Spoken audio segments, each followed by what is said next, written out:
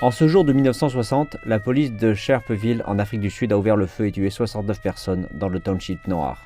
Elles manifestaient pacifiquement contre l'apartheid. Depuis 1979, les Nations Unies rendent hommage aux victimes en célébrant la journée internationale pour l'élimination de la discrimination raciale. Le racisme n'est pas inné, mais une fois appris, il peut de lui-même devenir un pouvoir destructeur. Lorsque les gouvernements et d'autres autorités utilisent le racisme et la discrimination à des fins politiques, ils jouent avec le feu.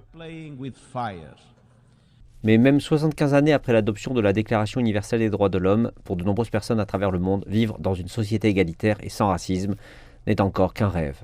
Combien de fois devrons-nous être les témoins des dégâts causés par les illusions d'exclusion ? En 1945, nous avons dit plus jamais ça. Il y a 75 ans, nous avons fait la promesse que tous sont égaux devant la loi et bénéficient sans aucune discrimination d'une protection égale de la loi. Mais est-ce suffisant ? Est-ce que répéter ces mots nous poussera à agir ? Plusieurs intervenants aux Nations Unies ont parlé d'un besoin d'un avenir exempt de tout racisme et discrimination, mais ont déclaré que cela nécessitait de réparer un passé injuste.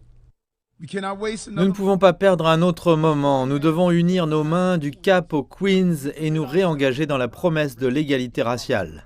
Le secrétaire général des Nations Unies a exhorté chaque gouvernement à adopter d'ici décembre de cette année un plan national d'action pour combattre le racisme et la discrimination raciale.